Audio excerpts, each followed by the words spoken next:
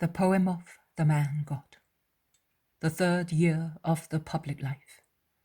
Chapter 537. Jesus and John of Zebedee. 14th of December, 1946. It is a clear but severe winter morning.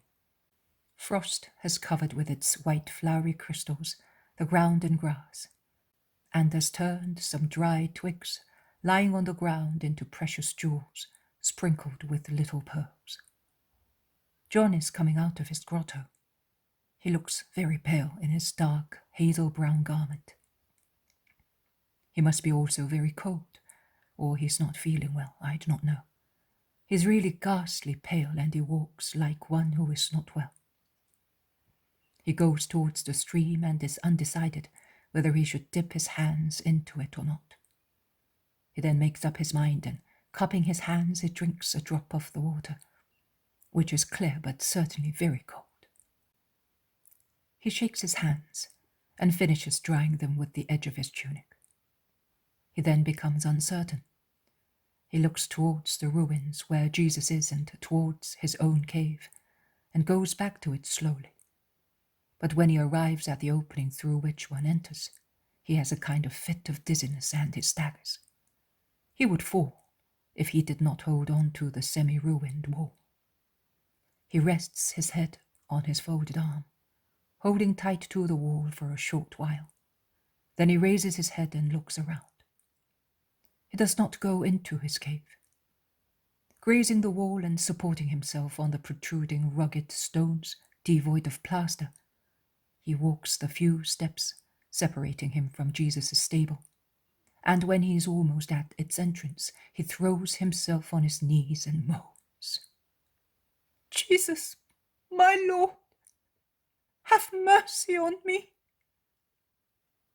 Jesus appears at once. "John, what are you doing? What is the matter with you?" "Oh, my Lord, I'm hungry. I have not had any food for almost 2 days. I am hungry and cold." He looks very wan and his teeth are chattering. Come inside," says Jesus, helping him to stand up. And John, supported by Jesus' arm, begins to weep, with his head resting on Jesus' shoulder, and he says with a sigh, "Do not punish me, Lord, if I disobeyed you." Jesus smiles, replying, "You are already punished. You are like one who is breathing his last. Sit down here on this stone. I will now light the fire and give you something to eat." And with the tinder, Jesus lights some dry branches and makes a good fire in the rustic fireplace near the door. The smell of burning branches spreads in the poor cave with the cheerful bright flames, near which Jesus holds 2 slices of bread after forking them with a stick. When he feels that they are warm, he spreads them with the cheese left by the shepherds, and when the cheese softens and melts on the bread, Jesus holds the slices flat over the flame, just like a plate. "Eat now and do not weep," he says, smiling all the time and handing the bread to John, who is weeping silently, like an exhausted boy, and he does not even stop weeping while eating the comforting food avidly. Jesus goes to the manger and comes back with some apples. He places them among the ashes already warmed by the wood burning between 2 stones used as andirons. "Are you feeling better now?" he asks, sitting near his apostle, who, still weeping, nods assent. Jesus embraces his shoulders with one arm and draws him to himself, which increases John's tears, as he is too exhausted and too upset, probably by the fear of being reproached and by the emotion of being treated thus, to be able to do anything but weep. Jesus holds him close to himself without saying anything while he is eating. He then says, "That is enough now. You will have the apples later. I would like to give you some wine, but I have none. The morning of the day before yesterday, I found the faggots and food outside the stable, but there was no wine, so I cannot give you any. If it were later, I could try to get some milk from the shepherds, who I saw pasturing their flock beyond the stream, but they will not bring their flocks out until the frost melts." "I am already better, Lord. Do not worry about me." "And what are you worried about, as you look just like a tree whose frost is melting in the sun?" says Jesus, smiling even more brightly and kissing John's forehead.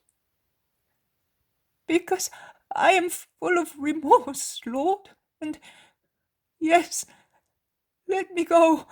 I must speak to you on my knees and ask you to forgive me."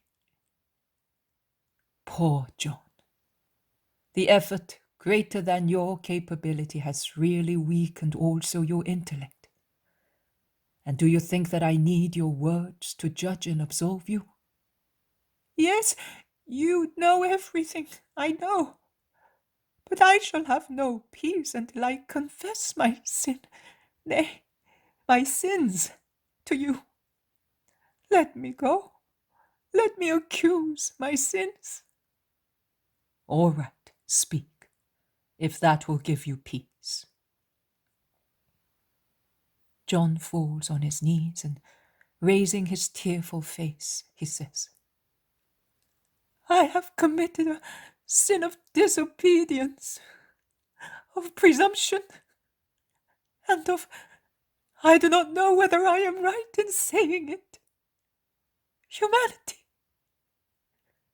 But that is certainly my most recent and gravest sin, that grieves me most and makes me understand what a useless servant I am.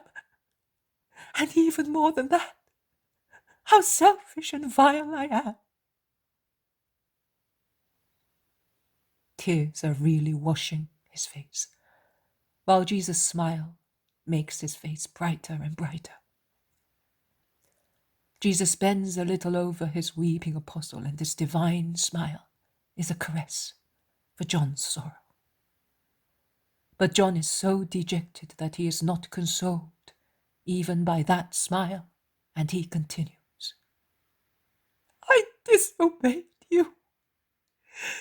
You told us not to separate, whereas I parted at once from my companions, and I scandalized them.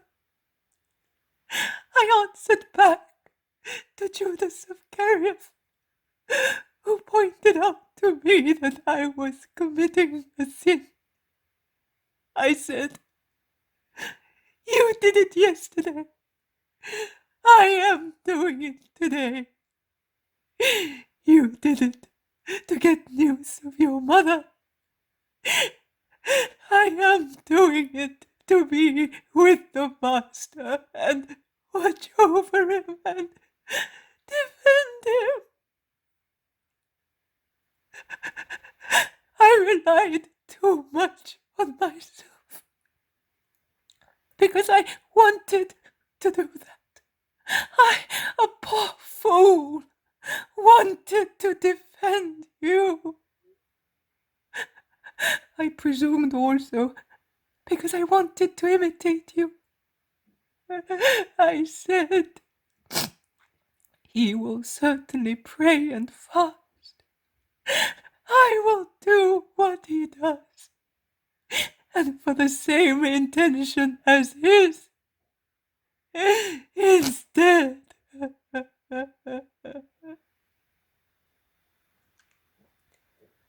His weeping changes into sobbing, while the confession of the misery of man, of matter, overwhelming the will of the Spirit, is uttered by John's lips.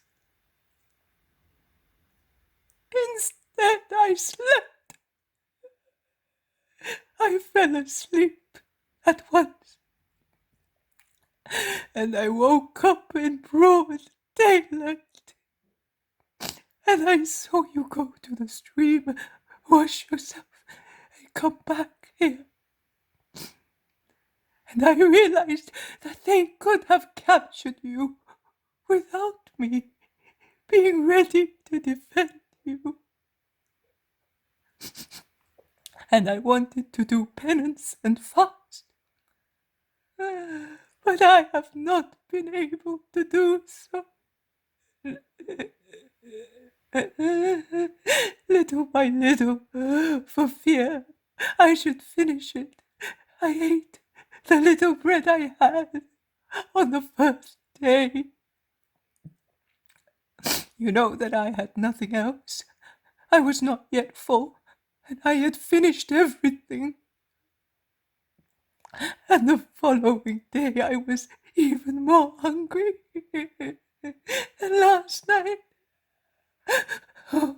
the night before last, I slept very little because I was hungry and cold. And last night I did not sleep at all. And this morning I could not resist any longer. And I came because I was afraid of dying of starvation. And that is what hurts me more. That I was not able to keep awake to pray and watch over you, whereas I kept awake because of the pang of hunger. I am a vile, foolish servant. Punish me, Jesus.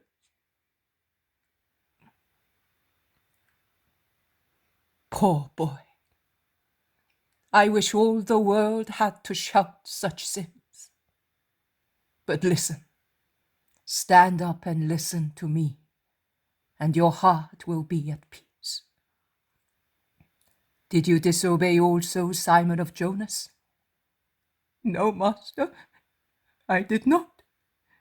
I would never have done that, because you said that we were to be subject to him as if he were our elder brother. But when I said to him, my heart is not happy to see him go away all alone, he replied, you are right, but I cannot go, because I have been ordered to guide you all. You can go, and may God be with you.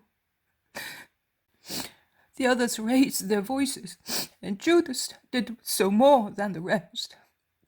They mentioned disobedience, and they also reproached Simon Peter. Did they? Be sincere, John.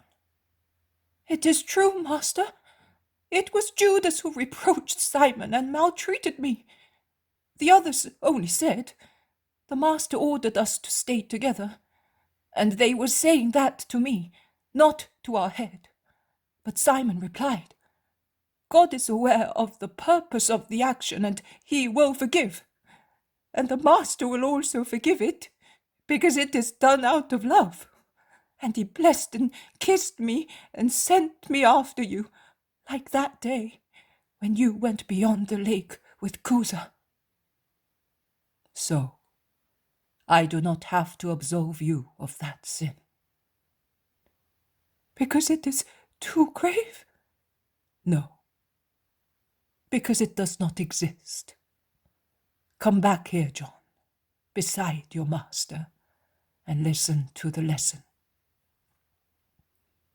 One must know how to carry out orders with justice and discernment, understanding the spirit of the order, not only the words expressing it. I said, do not separate. You parted from them, so you would have sinned.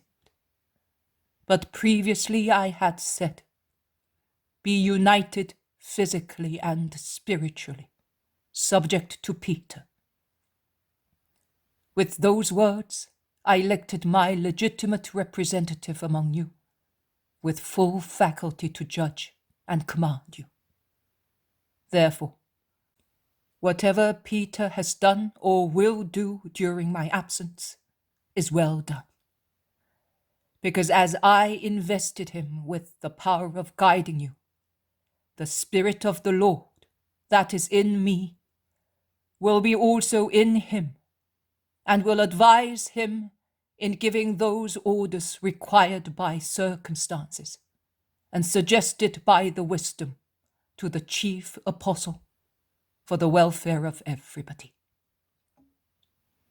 If Peter had said to you, "Do not go," and you had come just the same, not even the good reason for your action, your wish to follow me out of love to defend me and be with me at the moment of danger would have been sufficient to cancel your sin. Then my forgiveness would have been really necessary. But Peter, your head, said to you, "Go." Your dutifulness to him justifies you completely. Are you convinced? Yes, Master. Have I to absolve you of the sin of presumption? Tell me, without considering that I see your heart. Did you presume to imitate me out of pride, to be able to say, "Through my own will I overcame the needs of my body, because I can do what I want"? Think about it carefully. John ponders. He then says, "No, Lord. If I examine myself carefully, I did not do it for that. I was hoping to be able to do it because I have understood that penance is painful for the body, but it is light for the spirit. I have realized that it is a means of fortifying our weakness and of obtaining so much from God. That is why you do it. That is why I wanted to do it. And I do not think that I am wrong in saying that if you, who are so powerful and so holy, do so, we all, should always do so, if it were always possible, to be less weak and less material. But I was not successful. I am always hungry and so sleepy." And tears begin to stream down his face again, slowly, humbly. A true confession of the limitation of human capability. Well, do you think that also this little misery of the body has been useless? Oh, how you will remember it in future, when you are tempted to be severe and exacting with your disciples and believers. It will appear again in your mind, saying to you, "Remember that you also yielded to fatigue and hunger. Do not expect the others to be stronger than you. Be a father to your believers, as the Master that morning was a father to you." You could have kept awake quite well and might not have felt hungry after all. But the Lord allowed you to be subject to such needs of the flesh, to make you humble, more and more humble and compassionate towards your fellow creatures. Many cannot tell the difference between temptation and accomplished sin. The former is a trial that gives merit and does not deprive one of grace. The latter is a fall that deprives one of merit and grace. Others cannot tell the difference between natural events and sins, and they have scruples about having sinned, whereas, and it is your case, they have only obeyed good natural laws. By saying good, I distinguish natural laws from unrestrained instincts. So not everything that we now call law of nature is really such and good. All the laws connecting with the human nature that God had given the first parents were good. The need for food, rest, for beverage. Then, animal instincts, intemperance, all kinds of sensuality replaced through the sin the natural laws, and mingled with them, polluting with their immoderateness. That was good. And Satan has kept the fire burning, fostering vices with his temptations. You can now see that it is not a sin to yield to the need for rest and food, whereas debauch, drunkenness, and prolonged idleness are sinful. Neither is the need to get married and procreate sinful. On the contrary, God gave orders to do so, to populate the earth with men. But the act of copulating only to satisfy one's senses is no longer good. Are you convinced also of that? Yes, Master. But tell me one thing. Those who do not want to procreate, do they sin against God's order? You once said that the condition of virginity is good. It is the most perfect one, as is most perfect the condition of those who, not satisfied with making good use of their wealth, divest themselves completely of it. They are the perfections attainable by a creature, and they will be highly rewarded. 3 are the most perfect things: voluntary poverty, perpetual chastity, absolute obedience in what is not sinful. These 3 things make man like angels, and one is by far the most perfect of them all: to give one's life out of love for God and for one's brothers. That makes the creature like me, because it raises him to absolute love. And he who loves perfectly is like God, is absorbed in and united with God. So be at peace, my beloved John. There is no sin in you, I am telling you. So why are you weeping even more? Because there is a fault, that I did not come to you when in need, and that I was able to keep awake out of hunger, but not out of love. I will never forgive myself. It will never happen to me again. I will not sleep any more when you are suffering. I will not forget you by falling asleep when you are weeping. Do not pledge the future, John. Your spirit is willing, but it could still be overwhelmed by the flesh. And you would be deeply and vainly disheartened if you remembered this promise you made, but you could not keep because of the weakness of the flesh. Look, I will now tell you what you ought to say to be at peace, whatever may happen to you. Say with me, I, with the help of God, propose, as far as it will be possible for me, not to yield any more to the heaviness of the flesh, and remain firmly in that decision. And if one day, even against your will, the tired and dejected flesh should defeat your will, then you will say, as you say now, I acknowledge that I am a poor man like all my brothers, and may this help me to mortify my pride.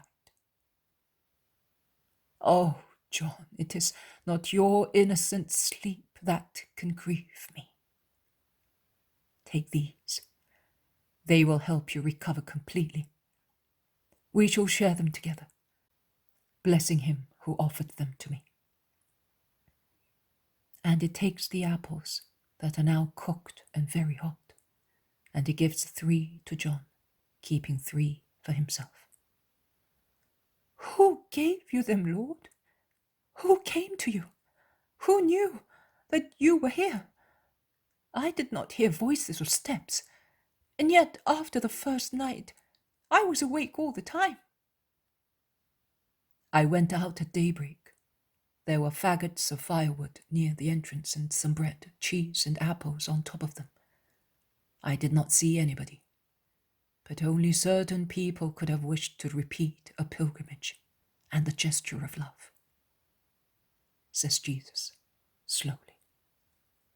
That's true. The shepherds, they did say, we shall be going to the land of David. These are days of remembrance. But why did they not stop?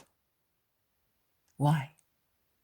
They worshipped, and they pitied. They worshipped you and pitied me. They are better than we are. Yes, they have kept their goodwill, and their will has become better and better. The gift that God gave them did not become harmful to them.